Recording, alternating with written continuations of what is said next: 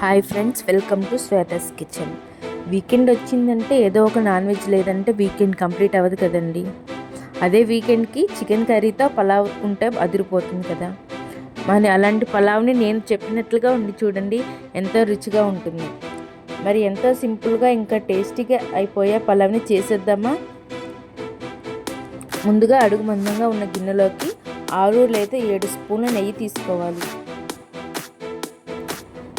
నెయ్యి వేడెక్కిన తర్వాత బిర్యానీ ఆకు, మరాఠీ మొగ్గ, యాలకులు, లవంగాలు, రాతి పువ్వు, జాపత్రి, 1/2 ఇంచు దాల్చిన చెక్క, సోంపు వేసుకొని లో ఫ్లేమ్ మీద వేయించుకోవాలి. మంట హై ఫ్లేమ్ మీద పెడితే మసాలాలన్నీ మాడిపోయి పలావ్ టేస్ట్ పాడైపోతుంది. జీడిపప్పు, కొద్దిగా కిస్మిస్ వేసుకొని వేయించుకోవాలి.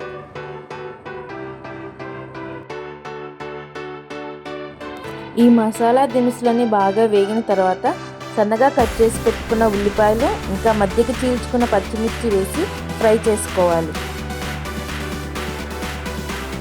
మీకు కావాలి అనుకుంటే క్యారెట్, బంగాళదుంప ముక్కలు కూడా వేసుకోవచ్చు.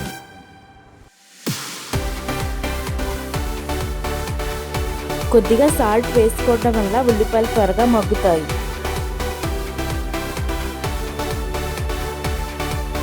మూత పెట్టి మధ్య మధ్యలో కలుపుకుంటూ ఉల్లిపాయలను గోల్డెన్ బ్రౌన్ కలర్లో వచ్చే వరకు వేయించుకోవాలి. ఈ ప్రాసెస్ అంతా మీడియం ఫ్లేమ్ మీదే జరగాలి. దానివల్ల ఉల్లిపాయలు అనేవి మాడిపోకుండా ఉంటాయి. 2 లేదా 3 మీడియం సైజు టమాటాలను సన్నటి ముక్కలుగా కట్ చేసి వేసుకోవాలి.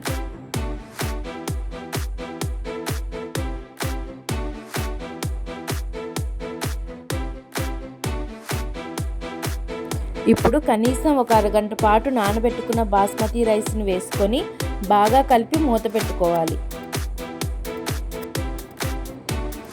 2 లేదా 3 నిమిషాలు మగ్గించాలి.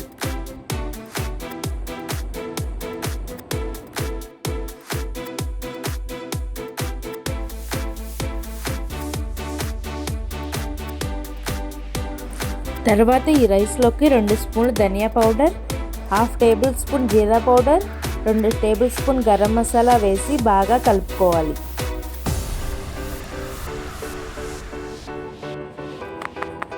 ఇలా మసాలాలు రైస్లో వేసుకోవటం వల్ల మసాలాలన్నీ రైస్కి పట్టి టేస్టీగా ఉంటుంది పలావ్. ఒక 2 నిమిషాల తర్వాత మనం ముందుగా తీసి ఉంచుకున్న కొబ్బరి పాలు పోసుకోవాలి. కొబ్బరి పాలు అంటే కంగారు పడిపోకండి. పచ్చి కొబ్బరి ముక్కలను మెత్తగా పట్టి మిక్సీలో గ్రైండ్ చేసుకొని మెత్తని క్లాత్లో వేసి గట్టిగా పిండితే పాలు వచ్చేస్తాయి. ఇప్పుడు మనం తీసుకున్న రైస్కి 2 గ్లాసుల కొబ్బరి పాలు, 3 గ్లాసుల వాటర్ పోసుకుంటే కరెక్ట్గా సరిపోతుంది.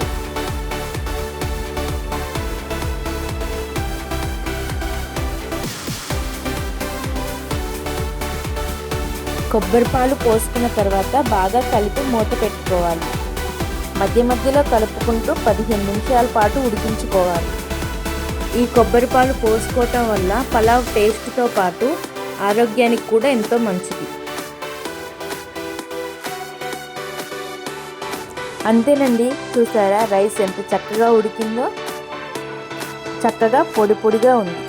టేస్ట్ కూడా సూపర్గా ఉంది. మీరు కూడా ట్రై చేసి ఎలా ఉందో చెప్పటం మాత్రం మర్చిపోకండి. ఈ వీడియో మీకు నచ్చినట్లయితే లైక్ చేయండి, షేర్ చేయండి, కామెంట్ చేయండి. నా ఛానల్ని సబ్స్క్రైబ్ చేసుకోండి.